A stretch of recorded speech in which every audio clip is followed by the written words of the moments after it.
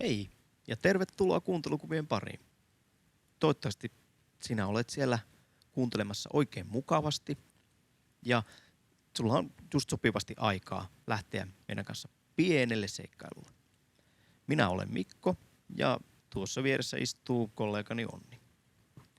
Tämä on podcast, josta lähdemme tutkimusmatkalle suomalaisen taiteen ja sen tekijöiden maailmaan. Tavoitteenamme on tehdä taiteen maailmaa tutuksi tekijöiden ja alan ammattilaisten omakohtaisten tarinoiden kautta. Samalla me yritämme löytää ne asiat, mitkä vetävät meitä ihmisinä taiteen pariin. Kyllä. Ja tässä jaksossa jatketaan samoilla teemoilla kuin viime jaksossa. Kyllä, eli kyseessä on Nanan ja Felixin haastattelun toinen osa. Jos et ole vielä kuunnellut ensimmäistä osaa ja pientä esittelyä Nanasta ja Felixistä, niin suosittelemme hyppäämään edelliseen jaksoon ja sitten sen jälkeen jatkaa tästä eteenpäin. Kyllä. Me odotamme sinua. Kyllä, täällä odotellaan. Ja sen verran huomiona myös, että tämäkin haastattelun toinen osa on puhuttu englanniksi. Kyllä, samoin samat speakit siinä mielessä. Kyllä, ja sen pidemmittä puhetta, niin hypätäänhän tuonne haastattelun toiseen puoliskoon.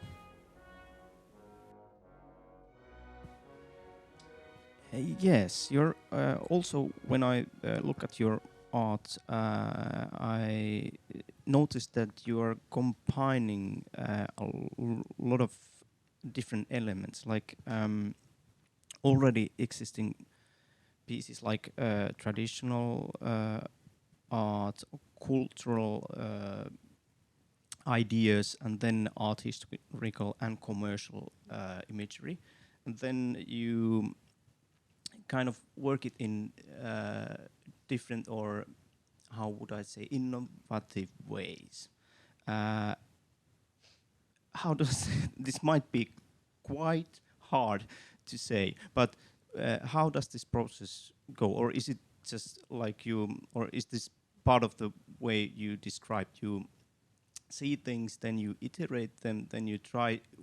Does it stick? And if it doesn't stick, then you iterate more. Let's divide that question into two parts. Good. I think, yeah, because it's a two types of process that we are doing, and one part is that concerns with materials and mediums that we are dealing with, and the other one is when you say like we are using the traditional or other commercial imageries and whatnot. Yes. And I want to separate those two, because the one that concerns more with cultural appropriations and something that we really recyclings, and that's like kind of main method of our working, and then the other ones are more like mediums, so to speak. So do you want to talk about which part do you want to talk about? Like the recycling, for example. Okay. Well, so it's kind of a main thing for us, this using and reviving methods that have already been used, because it's how should I put this in correct words? It's I personally believe that art should be very, or like especially visual art, should be fairly accessible, fairly easily understood at the first. I mean, the visuality is how I lure you in, and then hopefully, as I have caught you in the net, you start looking at the other things that are all the other layers that I hope that we can manage to get into our work. And in that way, it's a very efficient way and very interesting way to use already existing methods, because people can instantly recognize them, sometimes get a bit annoyed by it and sometimes not, but it triggers, it's a nice way of triggering your response to the work. Do you want to add to that, maybe? Yeah, well, yeah, the cultural, like, because for us, I mean, for example, we've been interested in working on this theme of bringing certain scenery from Korea and certain scenery from Finland for Yes. last few years. And the reason why we are doing this is not because of showing, look, this is Korean stuff, and look, this is Finnish stuff. We're not interested in that, but we are more interested in how we perceive other works, and we always distinguish, this is Asian, or this is European, or this is Finnish, or this is Korean.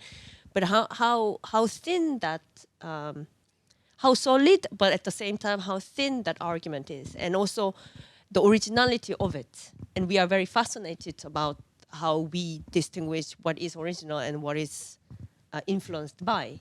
And that's in our work, that those two elements are always combined, and we try to how do you say, like provoke the, I don't know, stereotypes. So yeah. I mean, we play a lot with stereotypes because also just because it's fun, and we don't ever set out to be provocative in that we want to provoke emotions and sensations and feelings and thoughts, but we don't set out to provoke. But then again, if we provoke someone, if there's a bit of knife, because they should, or we like when there's a bit of knife in the work, then if you get a bit annoyed, then that's not a bad thing either. But to just simply set out to annoy someone, that is not That's either not the our. whole thing, but I think provocation in art is a very important thing. I think that just adds fun to the beauty, or that in itself it can be a very beautiful thing. I don't know. I think that's an intellectual game. Yeah. So, for example, like when we start embracing like actively the Korean very traditional forms, it wasn't out of just provocation, but we found, of course, the beauty in it, but at the same time, it's a dead language. For me, when I go, That's what everybody in Korea calls it, dead language. well, not maybe everyone agrees with that, but when I go and see the traditional form, like traditional paintings or craft and everything, in that instance, in the museum, it's very beautiful. But when you see it, like when you encounter these things in ordinary life, it doesn't speak to you at all. Well, that's it. Okay, that's old traditional painting, and that's it. You know. And we've noticed it in a funeral, we've noticed it in restaurants, and somehow that really strikes us. This could be actually another way to put our contemporary thinking now here. Yeah, You know? because that's the problem with traditional things. That's where the idea of like dead language comes in. As soon, because no language is language as in spoken language or artistic language can stay still, because language changes all the time. But as soon as it becomes traditional and important enough, then we start being very conservative about it, and we don't want to change it because this is so important for this epoch, or is so important. But at the same time, when we do that, we kind of murder it because it stops evolving, and there's and then the interest in the language disappears because it doesn't talk about it's not evolving anymore, so it's not talking about contemporary issues anymore, and that's somehow quite interesting, to take these old stale languages, because they're not actually dead. It's just we're protecting them too much. We're like overprotecting them and then choking them. So when we take them up again, and that does annoy certain people when we do that. But I find that very nice, because then all of a sudden they start breathing again and they're not dead. And also there's another like layer that we've been working with, is that this sharp distinctions like Eastern and Western, which can be most of the time sounds very cliche, and I like working with this very cliche terms. And in Korea, there are lots of things that people make. always has this quality of Western, and people like that quality, whether it's a fake or I don't know, something else. And this value, that how people create the value system is also, we try to use that into our art. So the two works that we are showing now in Mitabiennaale, it also deals with that, like directly. Yeah. That leads us perfectly to my next question, which is about your work in Mitabiennaale. Would you tell more about it? What is it about, and what was the main inspiration behind it? The kind of installation, so to say, consists of two works, and one, the Ikkuna Itään, window to the east, is a work that we made already the first version in 2017, but we didn't have. It kind of was left at a kind of sketch level. And the other one, the embroidery, we can get into more detail later, but the embroidery work, that Maisema Kolilta, that's something that the planning for the work, this is a good way about the mediums we use also. This we went in 2013, I think, to Koli to take landscape photographs and to maybe paint, and we went there to look up what's going to happen. So since 2013, we've been on an idea level, balling around with what's going to happen with Koli, mainly because of the status as a national landscape. Yes, which becomes very interesting to us, and then it was this, well, the open call for this biennale when the question was, what does it mean to look east, and we had been. Yeah, the perfect opportunity presented itself to both rework the old work and do something concrete with our very vague Koli plans. Should I then you explain? can go into more detail. You can pick one of the works, maybe. Yeah. I will start. No, let's start with the Ikkuna Itään. Okay. Well, the Ikkuna Itään, the title is from this, help me out here, like radio, the Finnish radio. No, it was on radio, classic radio. Some years ago, there was this program called Ikkuna Itään, and it was sponsored by Global Times, and I did not at the time know what that was, but it was just like, it was supposed to be about Asia, but it was only about China, and it was like, China is awesome, China is great, China is the best, and then we have to look in what it was, but Global Times is the Chinese government, so that's where the name came from a long time ago, and we just always wanted to use that name. The Ikkuna Itään, the window to the east, becomes window to China. We were working then inside, and we were laughing all the time. Of course, Ikkuna Itään. Yes, we go to China. Yes, but anyway, yes. And then but more concretely, it's a play about, like, because the question of this biennale was what it is to look towards the east. Where is the east? What is east? So then from a Korean perspective, when we were living in Korea, if you want to look to the west, the closest way to look to the west is to look to the east. I mean, the United States is to the east from Korea looking. So you kind of get into the silliness of the concepts of east and west, which was quite funny. And then, so the work in itself is based on Korean traditional window frames. So we use only Korean traditional materials, and also the patterns and everything is from based on or straight adapted from Korean traditional window making, and then we reform this loosely into the shape of the American flag as a symbol of the West. Because that's how actually normally when in Korean like political scenes or in society general, when you say like West, actually it means America. Yeah, Because of the usually political reasons, but when somebody says West, it hardly ever refers to Finland, for example. That's not the first thing to come to mind. but like, Strange, but it just happens to be so. What might be there? but like I thought that was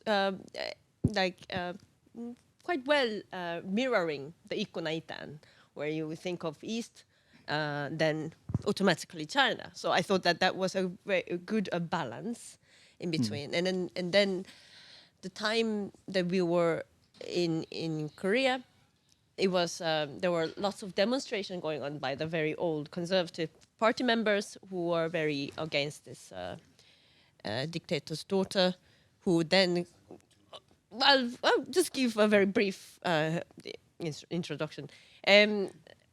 Who are being impeached then, and they were in the form of protest. They used American flag. I don't know, or we can guess why, but they were American flags, not the Korean flags, but American flags. Sometimes Israeli flags. I don't know why.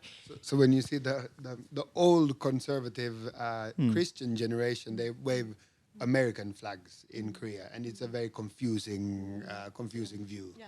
So yeah, that's how the work came about, basically. And then we've always wanted to use traditional window, kind of Korean traditional window format, but then we didn't have a budget.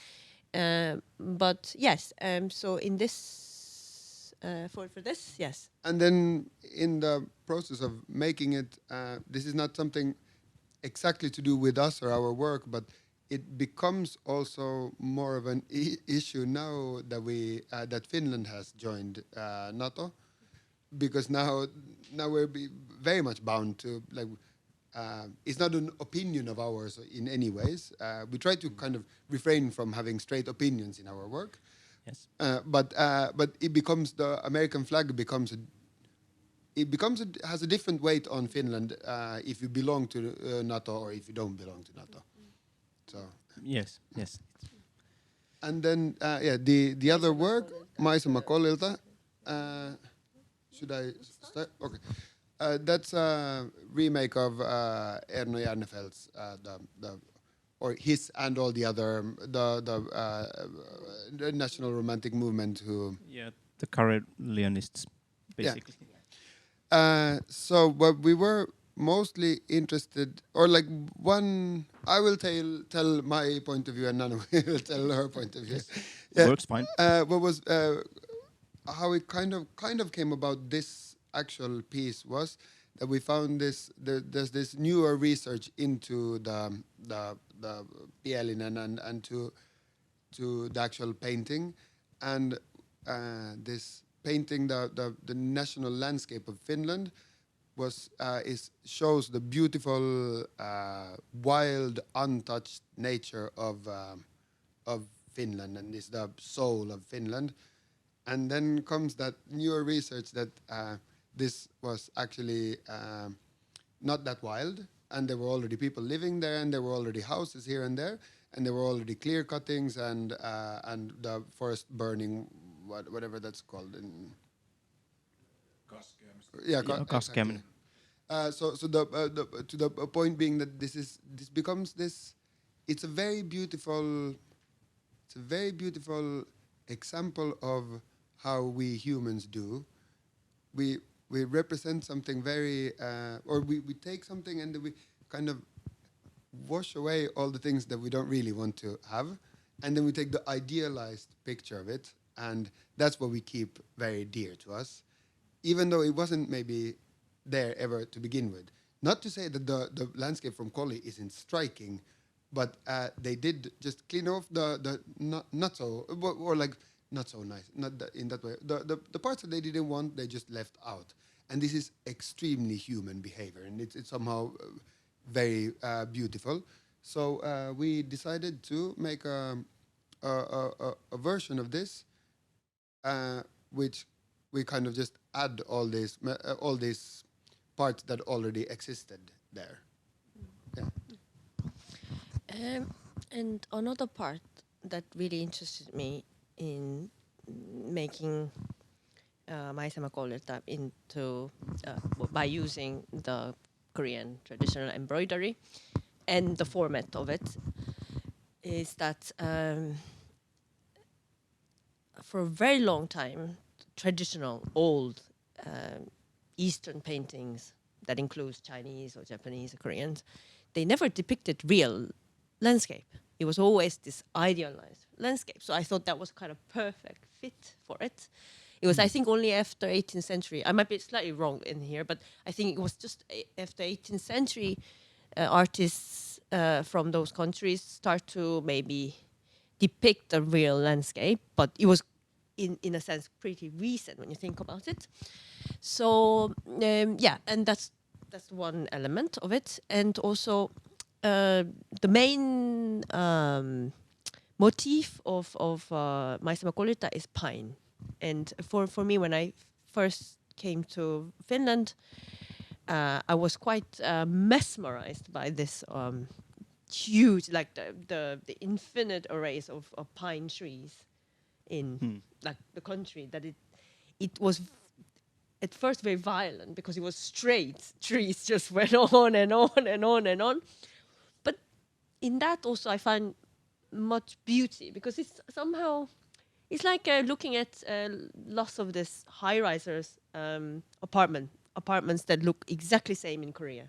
They also mesmerizes me, it terrifies me, but at the same time, I see kind of well, this is a different kind of beauty, but we see the beauty in it. Maybe it needs to be added that because in Korean like culture, the pine tree is extremely central.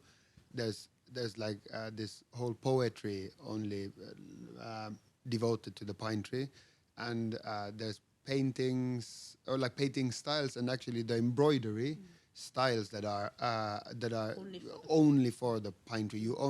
There's techniques and styles only devoted to the pine tree, but and also in normal culture, the pine tree like it represents longevity and honor and beautiful things. So the pine is everywhere in Korea, but a Korean pine should be as, how do you say, like kiemurteleva, as like twisting and deformed, like not straight. And that's not true. Actually, no? there are because there are different DNAs of pine tree families, and the kings, the royals, only maybe use the straight pines for their furnitures. But okay, well, only for the royals. But so now we get to furniture, and that's where the Finnish pine, because the Finnish pine is an industrial product mostly. Yes. Yeah. Yes. So we have this striking difference between the pines that is still they're very important to both cultures, but extremely different perspectives and extremely different different importance. Yeah. And in the work also, I have used this one particular technique, embroidery technique, called 자릿수, which means carpet technique. It's actually quite uncommon in China or Japan to use such techniques. It's only Koreans use it, which I found it quite funny because the carpet technique is very laborious, but it looks like weaving a carpet, so that's why it's called. And Felix's mother was a textile designer, and she had this huge weaving machine at home, and that reminded of her and also the Finnish carpet culture. So I thought that this actually can be like super important in the piece. So under the pine, the rocks are all made with this. And we carpet never really thing. said how the describe the actual. So to just give some simple clarity, we should probably have started with this, but No. All in its time. all in its time, yes. You can edit it. Yes, all in post, all in post. Oh, yes. all in post. No, so the main composition of the work consists of 6 different pieces, like embroidery on silk, and the main composition follows the Maisema Kolilta of Järnefelt, but it's of course very redone. But so it's basically it's as the painting is, it's divided into 3. There's the foreground with the big rock and the pine tree. That one is fairly exactly included into the picture, and then you have the lake in between, and then you have the forest and the skyline. But the skyline we just filled with pines. Lake, or it could be archipelago also. Yeah. Where your cabins are. No, sorry. Yes. Thanks for the good and thorough answer. Next, I would want to ask you to engage yourselves in a really small role play. Place yourselves in the shoes of a person who's actually really new to art, and maybe this is their first exhibition, or he or she has seen few, but not really gone into it, like thinking, what's this? They come to this exhibition hall, and there's your work. Now, the question is, how would you instruct a person to experiencing this type of art so that they would get the most of the experience? Even though we are using many different types of materials or techniques and whatnot, we consider ourselves a landscape. And landscape is something that landscape artists, and our work in mitabiennaali also, they are landscapes. And I think landscapes are, in a way, the most easiest form there is, because it's looking at the scenery. You don't really have to think so much. So I thought that's the very good start. And we are trying to make the landscape that isn't exactly what you're expecting, but we try to show a slightly different landscape or different reality, or the reality that we think that is really real. But to the actual person who's never been to an exhibition before, we are not posh either, so you don't have to expect art to be posh. And it's I really hope that art could be. I understand I know exactly the world I live in and the world I move around in, but it doesn't have to be posh, and you don't have to see anything special in our work. You can start off by just looking. The silk threads are really nice. They glow and change color depending on how you move. And some people had seen the islands that we made as clouds, and I really don't care. I really don't. If you see clouds, if you see unicorns jumping around, it's awesome. And if somehow, if you go in there and you just take your time is the only thing. Take your time. Don't run through. Yeah, don't read. Yeah, or just look and see if there's.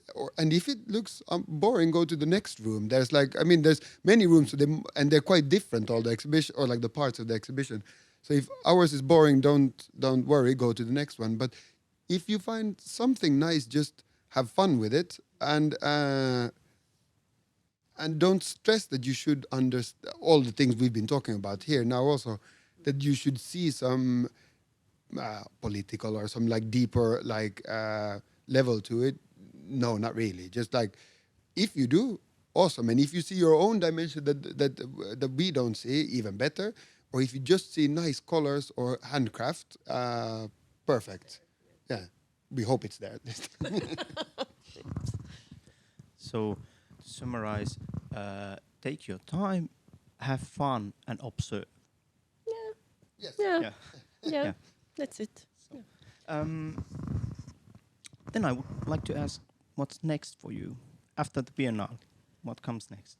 We have a bit of free time, and very little. And then we have like bigger group exhibition coming up in South Korea, which Nana will have to fly there and take care of, and I will stay here and just enjoy summer. And then when we go back to after this exhibition ends, we will pack it up and go back to Korea, and then we have quite many exhibitions lined up for the end of the year and the early year. So now it's for the first time in several years. I think we're gonna like try to actively not work very much.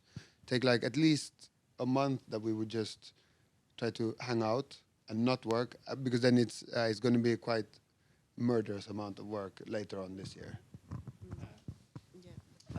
Well, then, as a end for our time, where can our listeners find you?